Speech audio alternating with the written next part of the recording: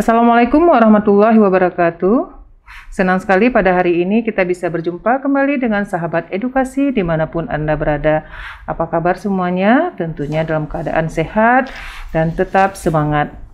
Baik, bersama kami dari tim promosi kesehatan Rumah Sakit Umum Dr. Zainal Abidin Banda Aceh sebagaimana mestinya akan hadir menemani Anda dalam acara Tanya Kesehatan. Pada kesempatan hari ini kita akan membahas tentang waspada terhadap penyakit yang mengancam janin dalam kandungan. Telah hadir bersama kita Dr. Ima Indirayani, Dr. Obgyn SPOG. Beliau adalah dokter spesialis kebidanan dan kandungan pada Rumah Sakit Umum Dr. Zainal Abidin Banda Aceh. Baik, kita sapa terlebih dahulu narasumber kita. Assalamualaikum dokter. Waalaikumsalam warahmatullahi wabarakatuh. Gimana kabarnya dok pada hari ini? Alhamdulillah sehat. Kak Dewi gimana kabarnya? Alhamdulillah juga sehat. Baik dokter, topik kita hari ini sangat menarik yaitu tentang penyakit-penyakit yang mengancam janin dalam kandungan ya dok. Kehamilan merupakan momen yang sangat dinanti-nanti dan merupakan momen yang sangat membahagiakan bagi wanita-wanita yang telah menikah ya dok. Cuman dalam perjalanan kehamilan itu prosesnya itu mungkin ada yang tidak sesuai dengan harapan. Mungkin ada kendala-kendala masalah kesehatan dan juga penyakit-penyakit yang bisa mengancam janin dalam kandungan ya dok. Nah pada hari ini kami ingin bertanya-tanya tentang kendala atau permasalahan kesehatan atau penyakit-penyakit yang mengancam janin di dalam kandungan itu kira-kira apa saja dok penyakit-penyakitnya. Silakan dok. Baik, terima kasih Kak Dewi atas pertanyaannya ya. Memang betul kehamilan sangat dinanti-nantikan, tetapi kalau kita tidak bisa memanajemen atau tidak dapat mengidentifikasi faktor risiko, tentu akan menjadi kehamilan itu akan mengancam ibu dan juga bisa mengancam janinnya. Nah, kalau ditanya penyakit-penyakit yang mengancam janin itu banyak ya. Kak ya, tapi setidaknya yang paling sering kita jumpai di masyarakat kita yaitu penyakit-penyakit kita bagi penyakit-penyakit infeksi dan juga penyakit-penyakit kronis atau degeneratif ya.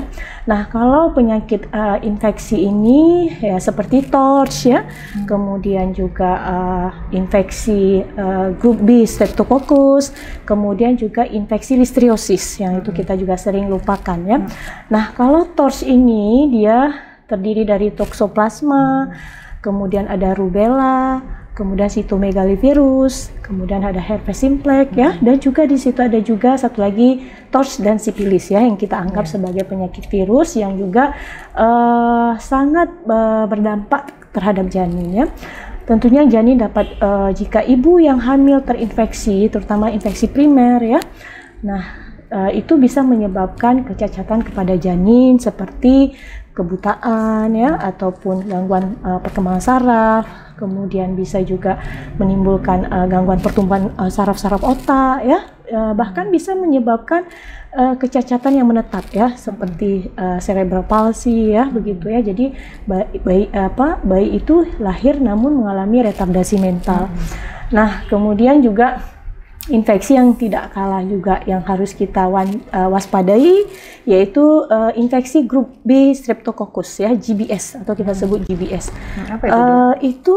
30% berkolonisasi di jalan lahir atau di vagina wanita ya. Pada dasarnya sebenarnya tidak menyebabkan keluhan yang berarti. Namun ketika wanita itu hamil, bakteri GBS ini dapat menyebabkan terjadinya ketuban pecah dini, menginduksi persalinan yang prematur sehingga juga menyebabkan bayinya lahir tidak cukup bulan, tentu mengalami infeksi pernafasan paru-paru juga RDS ya, sehingga menyebabkan, jadi menurut data evidennya sekarang itu bahkan GBS infeksi ini ya, grup B Streptococcus ini menyebabkan kematian early neonatal death, yang paling penyebab utama early neonatal death atau kematian bayi di 7 hari pertama kelahiran ya.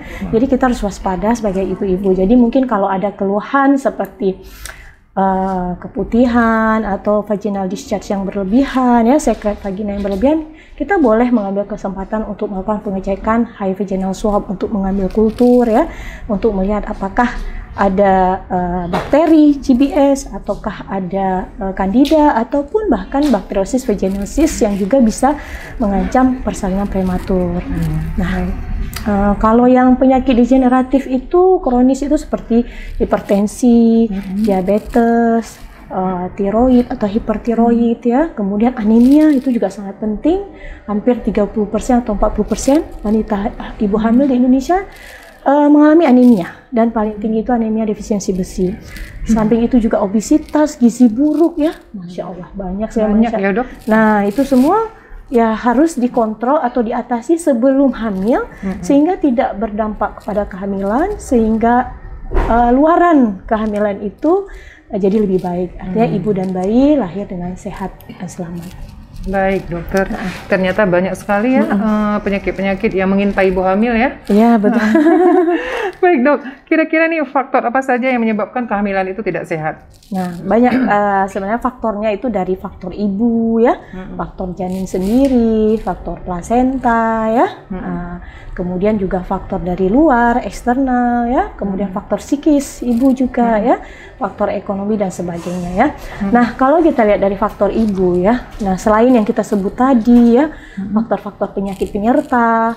Kemudian juga paling penting adalah kesehatan fisiknya ibu. Status gizi ibu paling penting, ya. Jadi kita perlu mengecek penimbangan berat badan ibu secara berkala selama antenatal care, ya. Jadi kita bisa tahu bagaimana gizi ibu sebelum hamil, ya. Kemudian kita bisa mengidentifikasi, cepat mengatasi, memberikan edukasi kepada ibu agar peningkatan berat badan menjadi lebih baik sehingga tidak berdampak terhadap tumbuh kembang janin, ya. Nah, kemudian juga ibu juga harus selain faktor fisik tadi, penyakit-penyakit dan sebagainya, dan kebersihan juga, ya, karena memang banyak penyakit sebenarnya menular melalui cara hidup yang tidak bersih, ya. Personal hygiene, ya, personal hygiene seperti yang kita sebut, ya, personal hygiene, ya. Kemudian juga gigi, ya, kadang kita juga tidak peduli, ya, kebersihan gigi, ya, sehingga menyebabkan peradangan gusi yang pada akhirnya juga menginduksi persalinan prematur, ya. Terus tadi juga makanan, kadang-kadang kita suka jajan sembarangan, ya, makanan, ya. Tadi selain status gizi ibu juga makanan yang ibu makan. Tentu kita harapkan ibu-ibu hamil ini bisa mengkonsumsi makanan yang gizi seimbang dan beragam, ya. Artinya seimbang kandungan karbohidrat, protein hewani, protein nabati, dan sayur dan buah, ya. Jadi ketika mengkonsumsi makanan, perhatikan, ya, mencuci tangan, pastikan tidak mengkonsumsi makanan yang mentah atau setengah matang, tidak mengkonsumsi susu yang tidak dipasteurisasi, yang sering kita kecolongan ini makanan olahan, ya. Ibu-ibu sekarang, zaman sekarang, ya, lagi ngetren dimsum lah, sosis lah, ya. Makanan kekinian. Nah, kekinian itu, nah, di frozen, dia udah diolah di frozen. Nah, kita tidak tahu setelah di frozen itu mungkin terkontaminasi, dan kita langsung cuman mungkin mengkukus sebentar aja langsung kita santap. Nah, ini juga berhati-hati karena Listeria monocytogenes itu tidak mati dengan pemanasan yang hanya sebentar yang hangat-hangat gitu, ya. Dia memang harus panas 75 derajat minimal atau bahkan lebih baik 100 derajat Celcius. Nah, menyimpan makanan di kulkas juga kalau udah lebih 4 jam juga hati-hati, harus dipanaskan betul-betul panas. Kalau memang ibu hamil, ya, mungkin kalau di luar itu ya mungkin ya paling mulus-mulus aja, tapi kalau ibu hamil bisa berdampak kepada janinnya. Baik, dokter. Ini selanjutnya nih, bagaimana nih kalau udah terjadi misalnya ada gangguan kehamilan atau kira-kira mengancam bayi nih. Jadi bagaimana tata laksana atau upaya agar janin dalam kandungan itu bisa kita selamatkan? Nah, ya, baik. Nah, memang pencegahan lebih baik daripada mengobati, ya. Nah, seperti ya kalau sudah terjadi, ya kita sebenarnya ya tidak ada tidak ada rotan, akar pun jadilah, gitu, ya, istilahnya, ya. Tapi sebenarnya tidak maksimal lagi, karena pada dasarnya kita makanya kita perlu pada ibu hamil itu perlu namanya ada promil, ya, pada ibu-ibu yang punya penyakit penyerta atau penyulit ya, ada promil, sehingga penyakit-penyakit itu bisa dikontrol. Kemudian jika penyakit-penyakit kronis ataupun degeneratif itu, bahkan HIV pun kalau memang dikontrol ya, mengkonsumsi obat secara teratur ya, diabetes terkontrol gulanya, itu insya Allah kehamilannya bisa lebih baik ya, bahkan ya maksudnya bisa menghasilkan pregnancy outcome yang baik. Nah, jadi tapi kalau sudah terjadi ini bagaimana ya?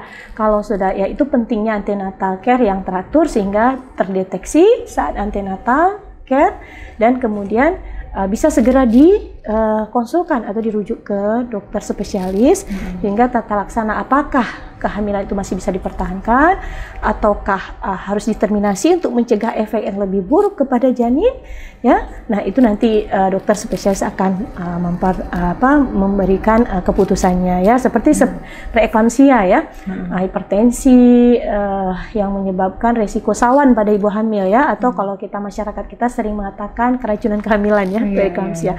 Nah, itu preeklamsia ada derajat-derajatnya ya. Ada preeklamsia ringan, ada preeklamsia berat. Nah, kalau preeklamsia ringan ini masih bisa kita konservatif dulu kalau memang usia kehamilan masih belum mencukupi.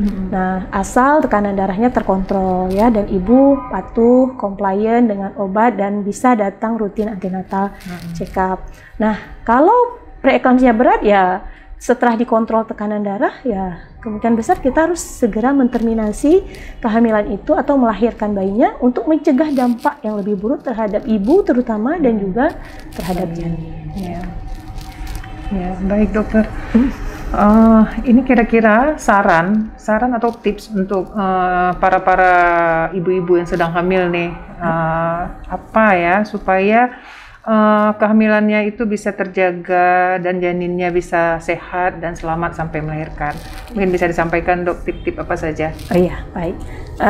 Ya, semua ibu-ibu menginginkan ya, sangat menginginkan. Cuman mungkin tidak paham atau kurangnya informasi ya, atau dukungan ya dari keluarga ataupun masyarakat ya.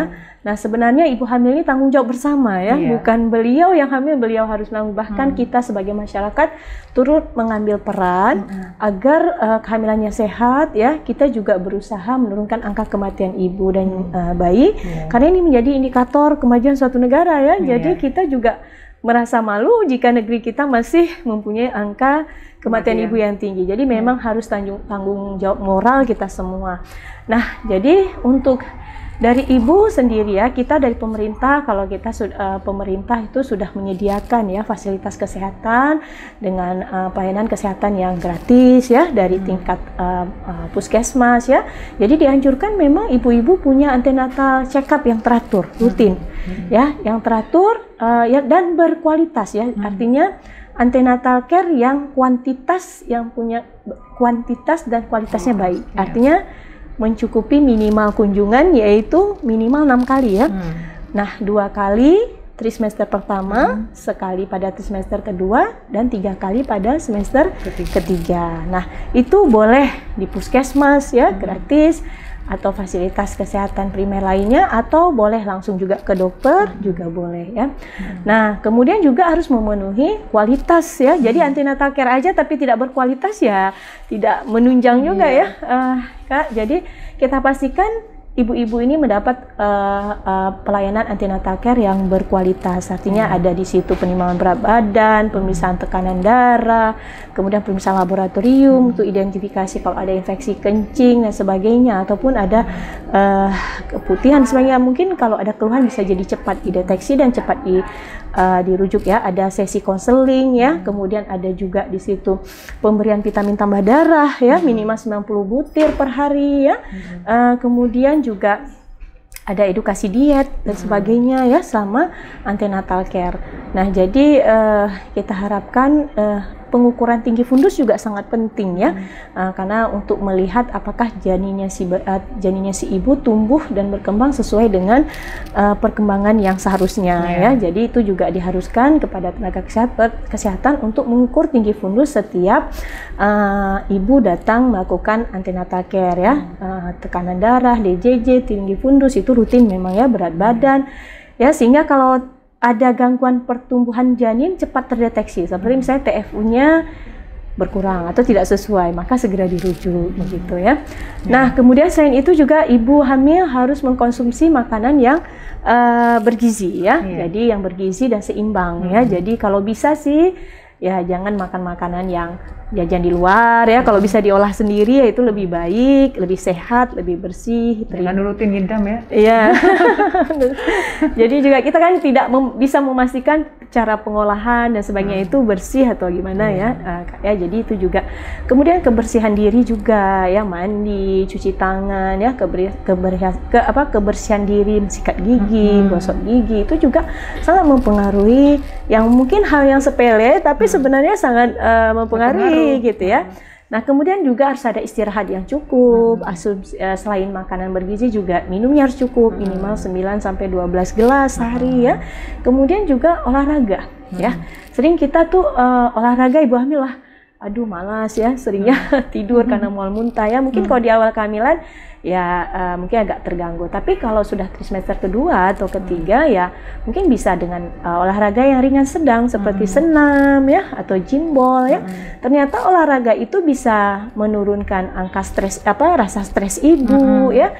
Ibu jadi rasa lebih rileks, kemudian meningkatkan daya tahan tubuh ibu ya. Kemudian juga ibu lagi lebih tahan terhadap nyeri nanti saat persalinan, karena ternyata olahraga itu membuat otot-otot lebih lentur, tulang-tulang sendi lebih renggang gitu ya.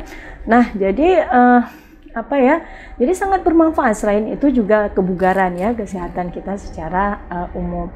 Nah, selain olahraga juga ibu berkonsultasi ya, maksudnya mengkonsumsi ya pil tambah darah ya seperti yang sudah kita sebutkan tadi, dan juga kalsium ya. Kadang kita sering lupa nih kalsium dan vitamin D. Sekarang bahkan guideline terbaru ini setiap ibu hamil direkomendasikan untuk mengkonsumsi minimal 1000 mg ya vitamin D. Vitamin D dong. Nah vitamin D itu sebenarnya membantu penyerapan dari kalsium dan juga untuk otot dan tulang ibu. Jadi sangat bagus mensupport ya ibu sendiri dalam proses kehamilan itu, dan juga mensuplai kalsium juga kepada bayi, kepada janin dan juga kepada ibu sendiri. Nah, jadi juga vitamin D bagus sekali ya, banyak untuk sistem imun, booster imun, dan juga bahkan penelitian bisa mencegah preeklamsia ya, mencegah diabetes ya, dan banyak sekali penelitian terbaru terkait dengan manfaat vitamin D terhadap kehamilan. Jadi menjadi rekomendasi sekarang. Nah, kemudian jika memang ibu-ibu punya penyakit penyerta ya seperti tadi kita sebutkan, sebaiknya early neonatal booking atau apa kita sebut booking awal. Booking awal artinya buka buku antenatal itu lebih awal ya. Keseringan kan ibu-ibu kita nih udah telat ya, udah 36 minggu baru ketemu dokter. Baiknya di semester pertama itu ketemu dengan dokter untuk diidentifikasi faktor-faktor resiko. Nah, kalau kita lihat buku KIA itu di semester pertama ada namanya pemeriksaan oleh dokter ya. Nah, jadi itu tugas dokter mengidentifikasi faktor resiko sehingga kehamilan selanjutnya itu jadi lebih berjalan lebih lancar lah gitu ya. Seandainya memang sudah diidentifikasi oleh dokter, wah ini ringan, tidak ada faktor resiko, nah mungkin bidan bisa melanjutkan antenatal seperti biasa. Nah, tapi kalau mungkin sudah dari awal dideteksi, wah ada faktor penyulit, nah ini memang harus segera dikonsulkan ke dokter spesialis OB sehingga faktor penyulit itu bisa dicegah dan kehamilan jadi lebih sehat. Mungkin itu, Mbak. Baik, dokter. Bagus sekali nih pembahasannya, sangat bermanfaat nih ya dok ya. Semoga. Baik, demikian bincang-bincang kita dengan Dokter Ima tentang penyakit-penyakit yang mengancam janin di dalam kandungan. Semoga apa yang disampaikan oleh narasumber kita bisa bermanfaat kepada kita, khususnya ibu-ibu hamil. Baik, terima kasih dokter atas waktunya dan ilmunya. Terima kasih juga kepada sahabat edukasi dimanapun Anda berada yang telah mengikuti program Tanya Kesehatan pada hari ini.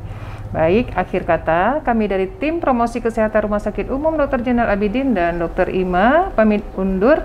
Lain waktu kita akan berjumpa kembali dengan topik dan narasumber yang berbeda. Salam sehat, salam edukasi. Assalamualaikum warahmatullahi wabarakatuh.